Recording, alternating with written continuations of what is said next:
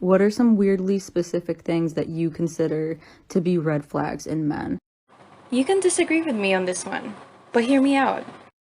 When he takes too many selfies, changes his profile picture more than once a week, and has his own photo as his wallpaper. Like, seriously, every single guy that I've dated who does this are always obsessed with social media, vain, narcissistic, self centered, and for some reason insecure with huge ass egos. It's just very. Ugh.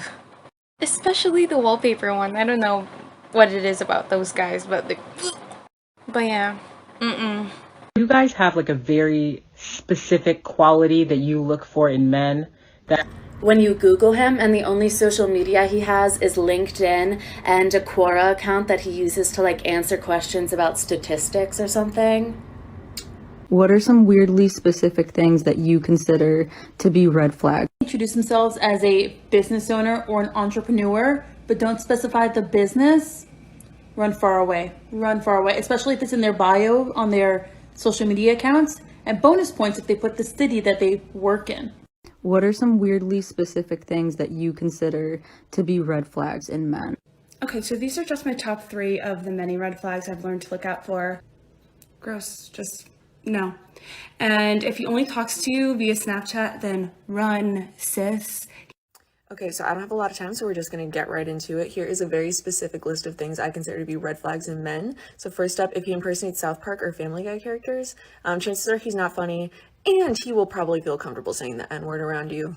2, if Wolf of Wall Street is his favorite movie, I don't want to explain this one, but I also don't think I need to. If he says he's 5'10", chances are he's way shorter than that, but he knows damn well he can't pass for 6 feet, so he's going with a safe bet of 5'10". If he has a Twitter, mentally ill. If he has a VSCO, mentally ill and will stalk you. If he wears flip-flops regularly, if a man is comfortable enough to show off his toes, he's going to be comfortable enough to. Hello and welcome to my YouTube channel. This video is very impromptu. I have no idea how I'm feeling, okay? So now I'm just gonna put all my thoughts out there. It's really unorganized, but it's really upsetting, okay? So recently I finished writing exams, so now I like have all this free time around me and I'm still trying to figure out what to do with my time. I know that there's important things that I have to do, but it's like, oh, I have the whole holiday to do it, the whole of November, December. Anyway, so now I downloaded Snapchat and I noticed that there's so many guys on there. And I know a lot of people say only douchebags are on Snapchat because they only have it for girls, like to get with girls and stuff. In which case, okay, that's fair enough.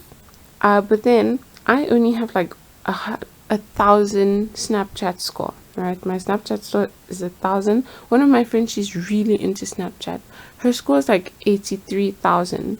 And then these other girls have like 100,000, 5 million Snapchat scores. And that's the amount of Snapchats that you like send and receive and open and stuff like that. So now that means that it's also a problem with women.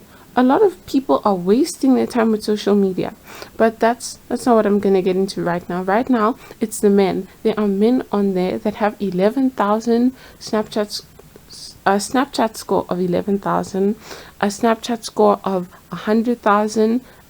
It's getting disgusting to the point where I'm just like, don't you have anything better to do? Listen, I saw this really funny tweet that was like, we need to bring back toxic masculinity. I honestly have no idea what that is. You know, men and women are different. We each have our faults and we each have things that are good about us.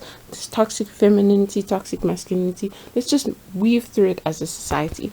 But seriously, it seems like the most feminine thing ever for men to just be on social media. Okay, it's just like, it's the biggest time waster, full stop. There are a lot of people that I know that are just highly intelligent people. They are busy, they have a great work ethic, they are successful in what they do. They are not on social media. That's something that I noticed. You know, and those that are on social media, they like barely post. They post pictures of like nature if they're interested in like photography and things like that. Like, don't get me wrong, if your career is you're an influencer, you're a social media like marketer, something along those lines, you're an actor, model, things like that, then sure, go ahead. you need social media, I suppose. I don't know. There's a lot of actors that don't have social media. Jennifer Lawrence. Then again, she has a lot of connections in the industry. So what do I know? Anyway, so now the men that are on social media, they offer advice to women online, like dating coaches. And I'm just thinking, it feels like a circle of women sitting around gossiping, offering each other advice on men. It's just so weird to have men purposefully be like, I'm going to be on Instagram and YouTube and social media, and I'm going to give my advice to people. It's like, can we not go out and get a real job? And I get it. The age of technology and social media has really skyrocketed, so it's changed a lot of the dynamics. But it's just like, oh no, so this is how we're moving. Because I feel like a lot of people have noticed it. You know, women are becoming more masculine, men are becoming more feminine, and there's nothing wrong with that, since I guess they said femininity and masculinity have a spectrum. So there's a spectrum. So there's masculine looking women, you know, very sharp features, angular, and then there's feminine looking men where they have more softer features. Okay, and it's okay. Human biology, we can't just change the way we look, in which case you can, because of social media, thank goodness, huh?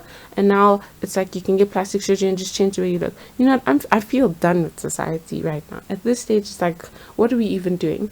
Anyway, so now, I was talking, the world, for me, when I knew that the world was crumbling was when there were news articles about the fact that pollution, like oil spills and every type of chemical entering the ocean has affected the frogs, the frog population. It's decreasing rapidly because people keep saying it's turning the fishes gay. Others say it's turning the male fishes transgender, in which case, the pheromones obviously changing, and now the male frogs are attracted to each other and the female frogs are just there like, what about us? So now there's not enough of them mating, and I'm thinking that's the problem we have in our society too as well. A lot of developed countries are facing a decline in their population. I'm not familiar with countries right now on the specifics, but certain countries have a decline in birth rate. I know South Korea is an example. Unsure Sweden, Switzerland, most European countries. Meanwhile, in Africa, I guess, people are still having a lot of kids. In America, you know, if you're very privileged, you're having a lot of kids. The whole thing is a mess. The whole world is a mess. And I know we can all see it, but it's just like, it's still so annoying to witness. Like, anyway, I don't know if I want to say any more. Put some clips up. Please enjoy your day. Stay safe out here, okay? Try to stay motivated. Genuinely, the world is wild. I have no idea. I just woke up and I was like, I need to rant because it was just so upsetting. But still, let me know your opinion in the comment section if you have any. Enjoy your day.